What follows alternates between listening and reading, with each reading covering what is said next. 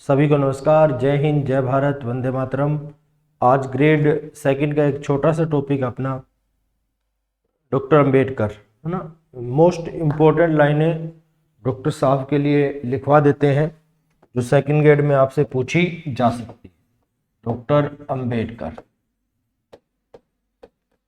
जो most important लाइनें हैं वो मैं आपको लिखवा देता हूं। डॉक्टर अंबेडकर हैं ये आधुनिक स्वतंत्रता संग्राम के सबसे शिक्षित व्यक्ति माने जाते हैं, पढ़े लिखे व्यक्ति माने जाते हैं।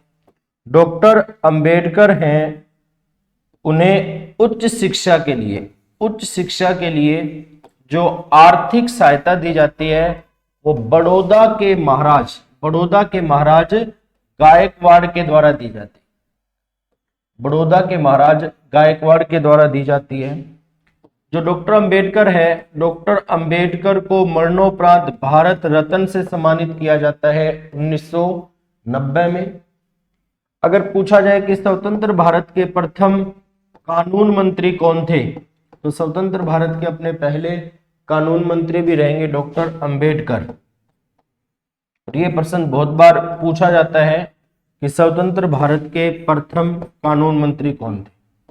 अगर पूछा जाए कि डॉक्टर अंबेडकर पर सर्वाधिक प्रभाव किस धर्म का पड़ा है, तो डॉक्टर अंबेडकर पर सर्वाधिक प्रभाव है वो बौद्ध धर्म का पड़ा है। किस धर्म का पड़ा है? बौद्ध धर्म का। और ये प्रश्न भी इंपॉर्टेंट रहेगा। अंबेडकर ने 1954 में रंगून में होने वाले द्वितीय बौद्ध सम्मेलन में भाग लिया। और 14 अक्टूबर 1956 को अंबेडकर जी ने बौद्ध धर्म को स्वीकार किया। 14 अक्टूबर 1956 को अंबेडकर जी के द्वारा बौद्ध धर्म है वो स्वीकार किया जाता है। इंपॉर्टेंट पर्सन है, ये मिलेगा आपको। फिर आगे चले तो मनुस्मृति का अंबेडकर जी ने विरोध किया। और कई बार ये प्रश्न पूछा जाता है कि अंबेडकर जी ने मनुस्मृति को कब जलाया? 25 दिसंबर 1927 को। मनुस्मृति को कब जलाया अंबेडकर ने? तो 25 दिसंबर 1927 को अंबेडकर जी के द्वारा मनुस्मृति को जला दिया गया।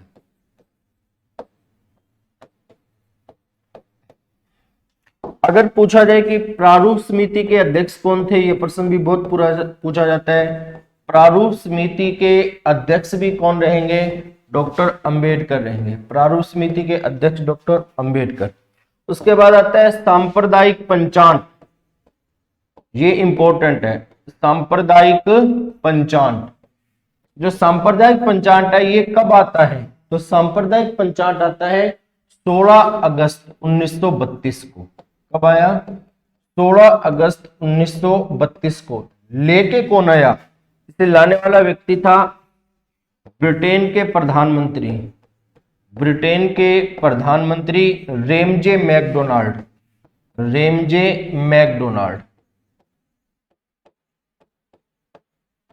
अब कई बार यह पूछा जाता है कि सांप्रदायिक पंचांग का मुख्य उद्देश्य क्या था?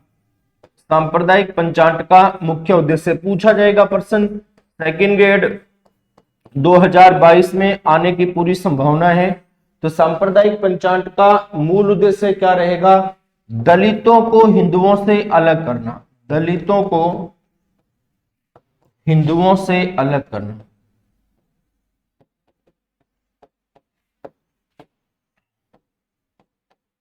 ये सांप्रदायिक पंचांग का क्या था? प्रमुख उद्देश्य था। चलें आगे, नोट करें। उसके बाद है पूना पैक्ट। पूना समझौता भी कह सकते हैं, पूना पैक्ट भी कह सकते हैं।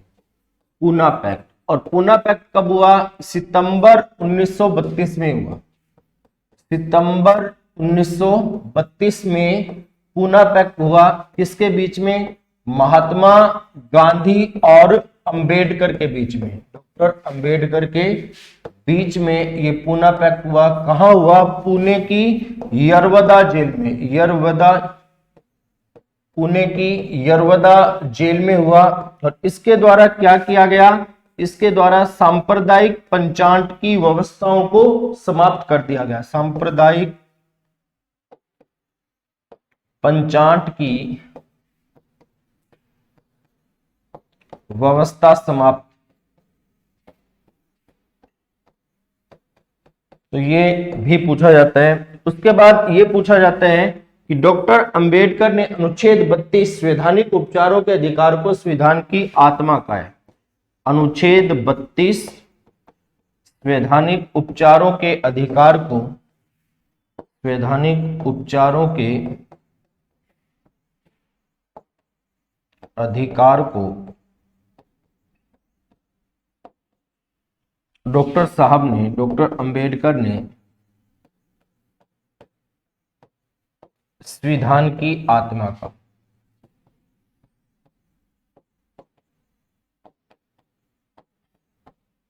संविधान की आत्मा का। जो मोस्ट इंपॉर्टेंट लाइन है वही आपको लिखवाई गई है।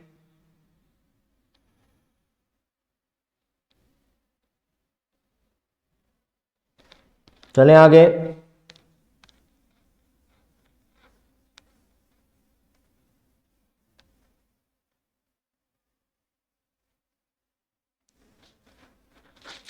अगर पूछा जाए कि संविधान सभा में चुनाव कहां से हुआ, अंबेडकर का संविधान सभा में चुनाव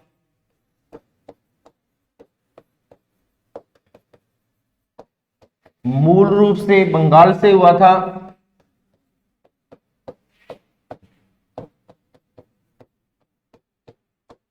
लेकिन पुनः चुनाव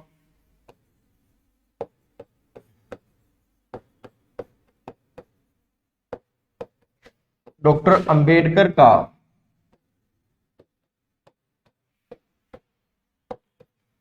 पूना सीट से हुआ। पुनः चुनाव डॉक्टर अंबेडकर का कहां से हुआ था, पूना सीट से हुआ था। अंबेडकर के राजनीतिक गुरु कौन थे, तो राणा डे। अंबेडकर के राजनीतिक गुरु राणा डे। डॉक्टर अंबेडकर के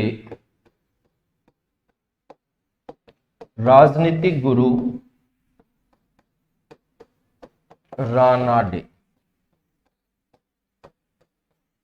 अंबेडकर जी का अगर जन्म पूछा जाए कि साहब का जन्म कब हुआ, तो 14 अप्रैल 1891 को जन्म कब होता है, जन्म 14 अप्रैल 1891 और इनकी मृत्यु कब होती है, तो 6 दिसंबर 1956।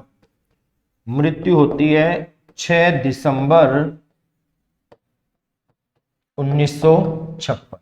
तो ये चीजें डॉक्टर अंबेडकर के लिए आपको याद रखनी है। छोटी सी क्लास है, निश्चित रूप से 1% हमें यहां से सेकंड ग्रेड में पूछा जाएगा। धन्यवाद, जय हिंद।